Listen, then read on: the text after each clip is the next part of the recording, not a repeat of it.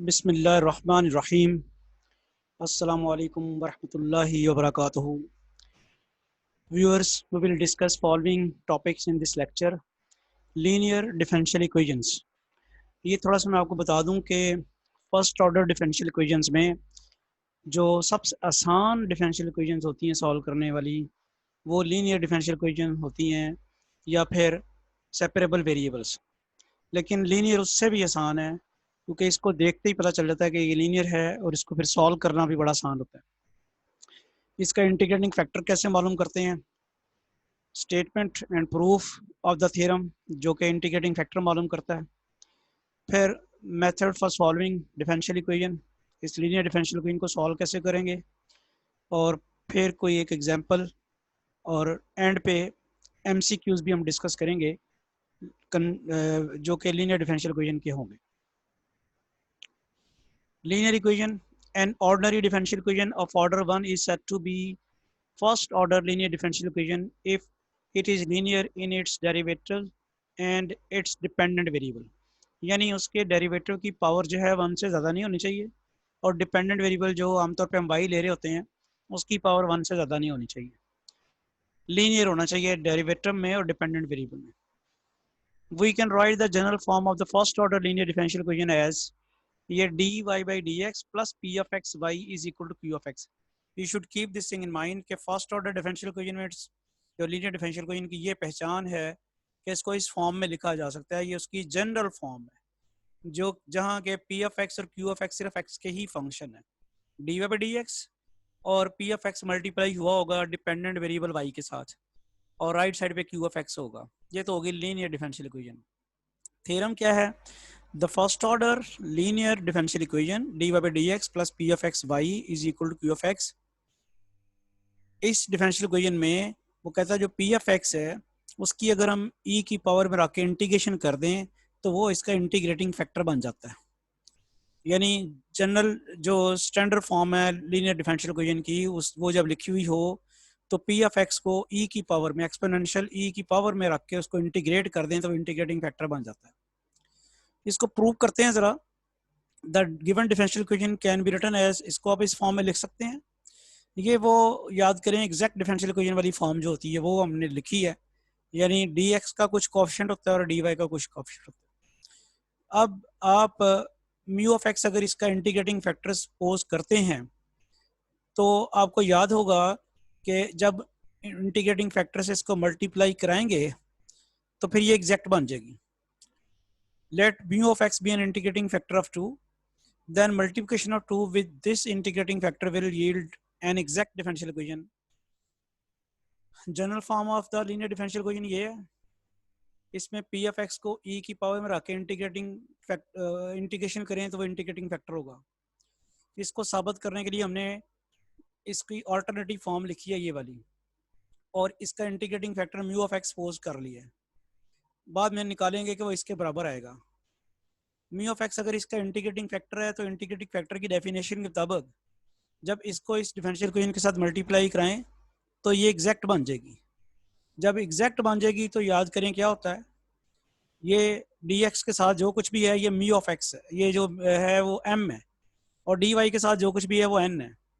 M Y should be equal to N X, यानी partial m और partial y should be equal to partial n और partial x। Equation 3 being an exact differential equation will satisfy the exactness condition. Exactness condition कौन सी है? ये dx का जो coefficient है उसका डेरिवेटिव लें रिस्पेक्ट टू y, वो dy का जो कोएफिशिएंट है उसका डेरिवेटिव रिस्पेक्ट टू x के बराबर आना चाहिए। ये कंडीशन है, यानी यहाँ m ये था, इसका डेरिवेटिव लिया respect to y, n mu of x है उसका डेरिवेटिव लिया रिस्पेक्ट टू x। और अगर आपने कहा है कि डिफरेंशियल इक्वेशन एग्जैक्ट है तो फिर इन दोनों को आपस में इक्वल होना चाहिए। अगला काम देखते हैं। म्यू ऑफ एक्स चूंकि सिर्फ x का फंक्शन है तो आप पार्शियल डेरिवेटिव जब ले रहे होंगे रिस्पेक्ट टू y तो आप म्यू ऑफ एक्स को लैदा कर लेंगे और डेरिवेटिव लेंगे p ऑफ एक्स y और q ऑफ एक्स का। तो p ऑफ एक्स का डेरिवेटिव p ऑफ एक्स वैसे ही रहेगा, y का डेरिवेटिव 1 आ जाएगा और q ऑफ एक्स का भी ये 0 हो जाएगा। तो यानी लेफ्ट हैंड साइड पे सिर्फ आपके पास क्या आएगा, p ऑफ x ही रह जाएगा और म्यू ऑफ एक्स रह जाएगा। चेक करते हैं कैसे। ये इस तरह हुआ कि म्यू ऑफ एक्स वैसे ही रह गया पी ऑफ एक्स भी वैसे रह गया, वाई का डेरिवेटिव 1 आ गया, और क्यू ऑफ एक्स का डेरिवेटिव जो है वो 0 हो गया, क्योंकि वो सिर्फ एक्स का फंक्शन है। इधर क्या हुआ है, म्यू जो है वो सिर्फ एक्स का फंक्शन है, तो फिर उसका पार्शियल डेरिवेटिव जो है वो ऑर्डिनरी डेरिवेटिव में कन्वर्ट हो जाएगा, यानी partial mu of x over partial x लेने की जरूरत नहीं रहेगी। क्यों नहीं रहेगी, क्योंकि म्यू ऑफ एक्स जो है वो है ही एक्स का फंक्शन। जब वो एक ही वेरिएबल का फंक्शन है तो उसका पार्शियल डेरिवेटिव लेंगे तो ऑर्डिनरी डेरिवेटिव के बराबर आएगा। Partial mu of x over partial x बराबर बन जाएगा डी म्यू और डी एक्स। इसमें अब वेरिएबल्स हम चेंज जो है वो सेपरेट करते हैं। एक दो वेरिएबल हैं, एक एक्स है और एक म्यू है। तो वेरिएबल जब सेपरेट करेंगे तो डी म्यू ओवर म्यू ये वाला उधर ले जाएंगे, और ये डी एक्स उधर जाके पी एक्स के साथ मल्टीप्लाई हो जाएगा। It is in this way we separated the variables. अब वेरिएबल जब सेपरेट कर लिए हैं तो we can integrate both sides. जब आप लेफ्ट हैंड साइड की इंटीग्रेशन करेंगे तो वो लॉग म्यू आ जाएगा, राइट हैंड साइड की इंटीग्रेशन करेंगे तो वो पी ऑफ एक्स तो पता ही नहीं है, पी ऑफ एक्स पता होगा तो उसकी इंटीग्रेशन आएगी, तो पी ऑफ एक्स की इंटीग्रेशन आ जाएगी, वरना तो अगर पी ऑफ एक्स पता होता तो उसका कुछ आंसर आ जाता। तो यहाँ हम सिर्फ इंटीग्रल सिंबल ही डालेंगे। अब अगर एंटी लॉग लें हम तो म्यू ऑफ एक्स आ गया ई की power integral P of X D x. क्या हमने यही नहीं साबित करना था, यही तो साबित करना था कि exponential integral P of X D X is the integrating factor. तो वो म्यू ऑफ एक्स के बराबर आ गया, म्यू ऑफ एक्स हमने इंटीग्रेटिंग फैक्टर रखा था। This completes the proof.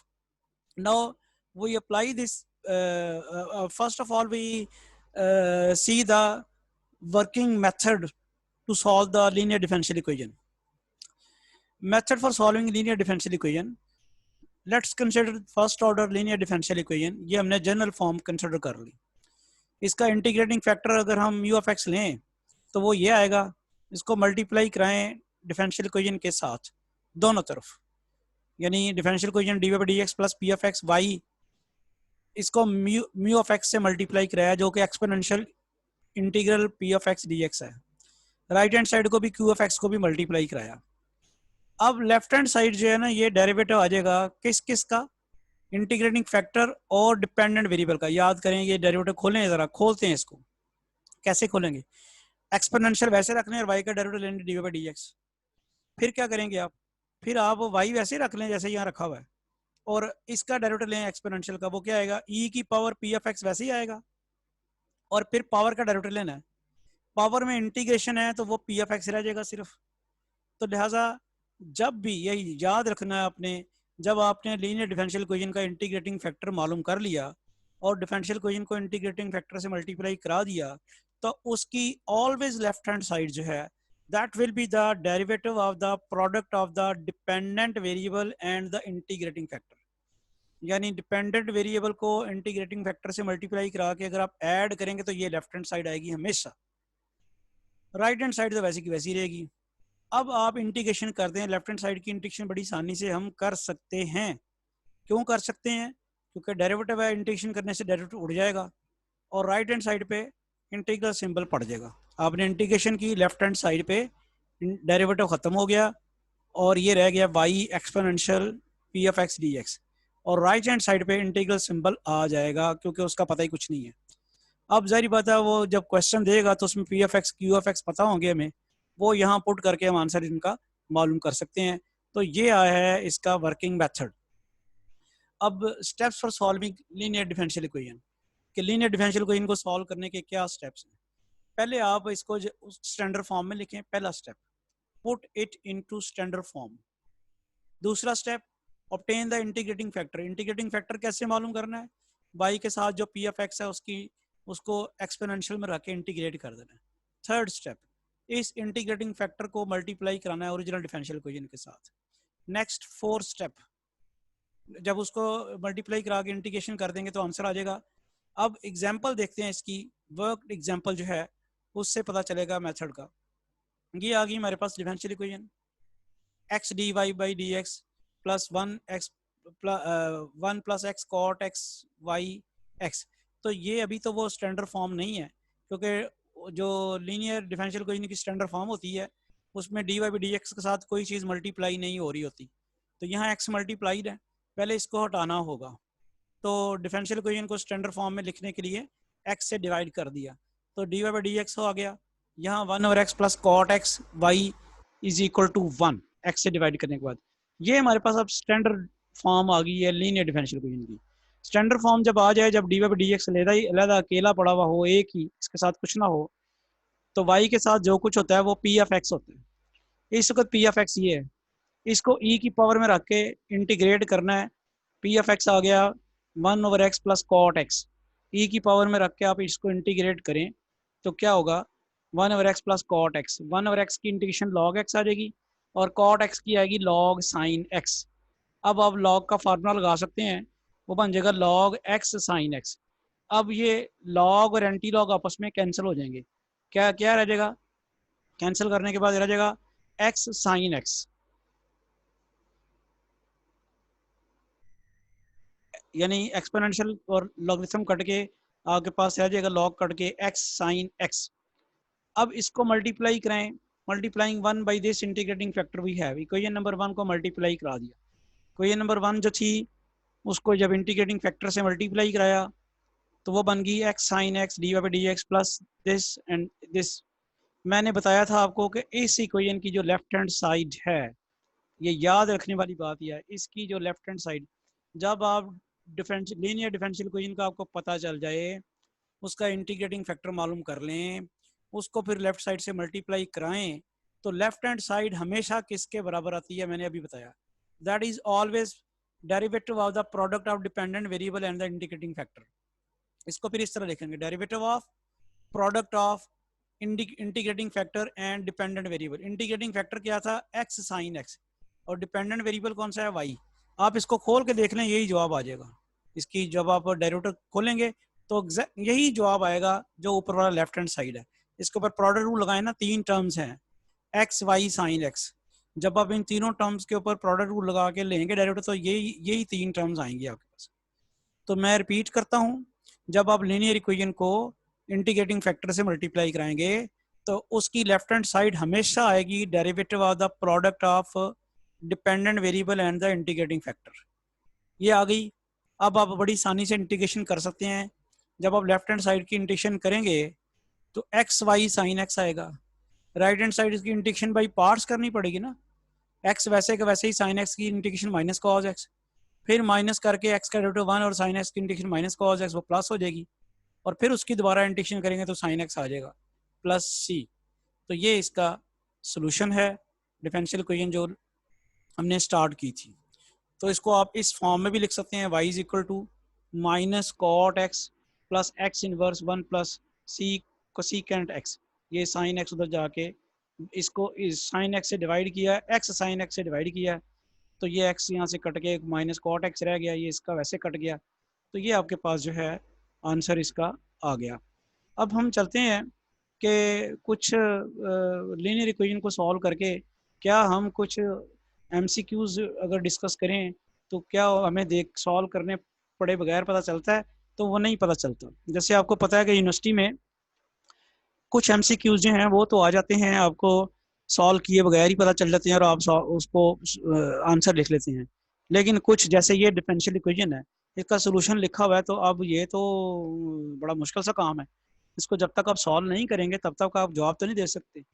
तो इस किस्म के क्वेश्चंस को जहां आपको सॉल्व करना पड़े और थोड़ी देर लग रही हो, उसको वैसे भी एंड पे करना चाहिए। तो बहरहाल करते हैं जी। ये हमारे पास डिफरेंशियल इक्वेशन है 2y minus 4x square D x plus X D Y is equal to 0। इसके बाद हमने इसको उस फॉर्म में लिखने की कोशिश करनी है, लीनियर फॉर्म में। तो हमने क्या किया, D Y by D X कर दिया, डी एक्स से डिवाइड कर दिया। इसके बाद ये आ गया 2/x Y minus 8x plus D Y by D X is equal to 0। आपको पता है इसको फिर स्टैंडर्ड फॉर्म में लिखेंगे तो D Y by D x plus 2/x Y is equal to 8x। ये अब आ गई है standard form of the linear differential equation, जिसमें y का जो कोएफिशिएंट है वो p ऑफ x है, और वो है क्या, वो है 2/x, यानी 2x की पावर -1। इसकी इंटीग्रेटिंग फैक्टर मालूम करने के लिए इसको e की पावर में रख के इंटीग्रेट करना है। e की पावर में रख के इंटीग्रेटिंग फैक्टर का फार्मूला जो था exponential e raise to power p of x dx integration करनी है, वो 2x इनवर्स आ गया। उसकी इंटीग्रेशन फिर क्या आ जाएगी, 1/x की इंटीग्रेशन log x होती है, 2 log x आ गई। log की जो प्रॉपर्टी है उसके मुताबिक ये 2x की पावर बन जाएगा। फिर ये log और एंटी log कट के सिर्फ x स्क्वायर रह जाएगा। इंटीग्रेटिंग फैक्टर हमारा आया है x square. Original differential equation जो थी ये वाली जो स्टैंडर्ड फॉर्म में आई थी उसको अब एक्स स्क्वायर से मल्टीप्लाई कराना है। इसको नहीं कराना, इसको कराना है जो स्टैंडर्ड फॉर्म है। ये याद रखें, डिफरेंशियल इक्वेशन को जब आपने स्टैंडर्ड फॉर्म में लीनियर में कन्वर्ट कर लिया इंटीग्रेटिंग फैक्टर को उसके साथ मल्टीप्लाई कराना है। तो कराया तो x square d Y by D x plus 2xy is equal to 8x cube आ गया।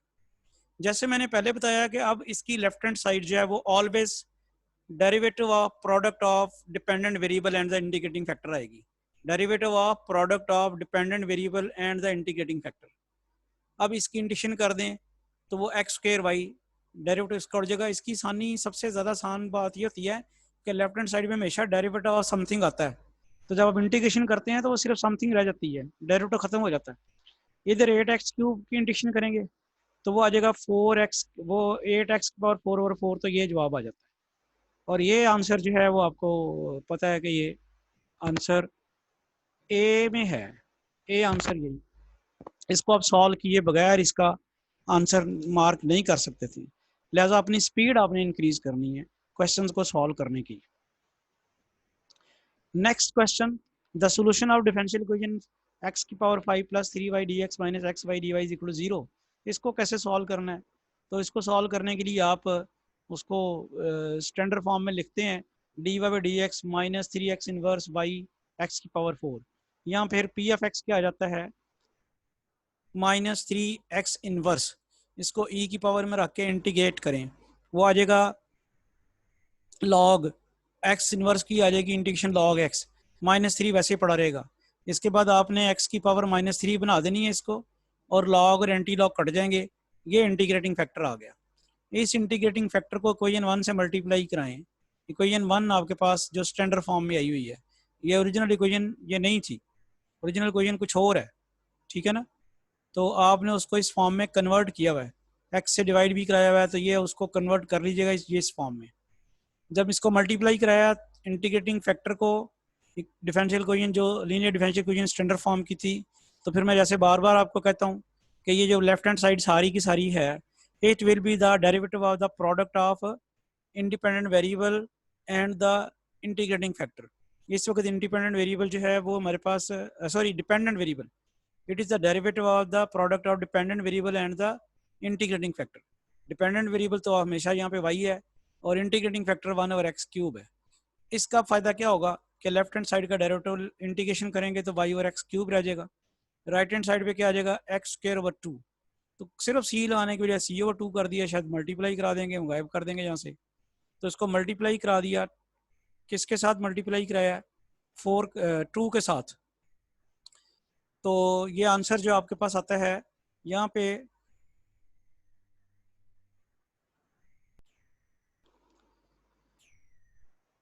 तो ये इंटीग्रेशन जब हमने की तो डेरिवेटिव इसका ख़त्म हो गया, डी ओवर डी एक्स रह गया वाई ओवर एक्स क्यूब, और राइट साइड में एक्स की इंटीग्रेशन कर दी x square by 2 plus constant of integration C. तो आंसर आपको नज़र आ रहा होगा D part.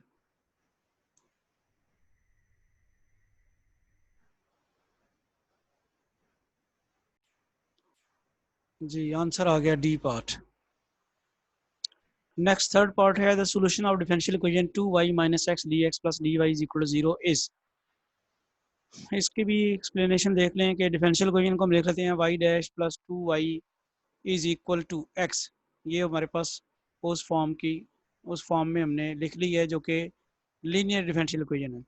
p of x यहाँ पे बनता है सिर्फ 2, इसको e की पावर में रख के इंटीग्रेट करें तो e की पावर 2x आ जाएगी।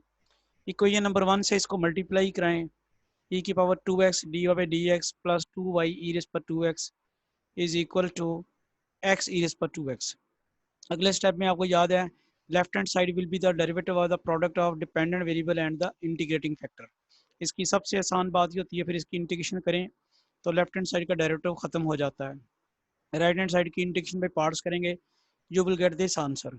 और इसको आप 4 से मल्टीप्लाई करा के 4y और इस फॉर्म में भी लिख सकते हैं, और आंसर आपके पास आ गया सी पार्ट। वाई डैश, अब इसको भी उसी फॉर्म में लिखें, लीनियर फॉर्म में, Y dash is equal to X minus four X Y D Y D x plus four X Y is equal to X. अब ये पी एफ एक्स यहाँ बन गया है फोर एक्स, इसको ए की पावर में रख के इंटीग्रेशन करें, ए की पावर आपके पास आ जाएगी, ये आ जाएगा फोर एक्स की इंटीग्रेशन आ जाएगी four X square by two two X square, वो ए की पावर टू एक्स स्क्र बन जाएगी। और उसको आप मल्टीप्लाई कराते हैं इंटीग्रेटिंग फैक्टर के साथ, लेफ्ट हैंड साइड फिर क्या आ जाएगी, derivative of the product of dependent variable and the integrating factor. Integration करें तो वो आपके पास ई रेस पर टू एक्स स्क्र वाई आ जाता है, राइट हैंड साइड में इंटीग्रेशन पे पार्ट्स करके ये जवाब आ जाता है। और सी कांस्टेंट के साथ खुद ही फोर डिवाइड करा दिया है ताकि फोर से मल्टीप्लाई करा के यहाँ सी ही बच जाए। ना भी करेंगे तो कोई इशू नहीं है, लेकिन मसला उसने आंसर दिया हुआ है फोर वाई की फॉर्म में और सी के साथ कुछ नहीं है, तो फिर हमें ये करना पड़ेगा। तो आंसर इसका आ गया डी पार्ट।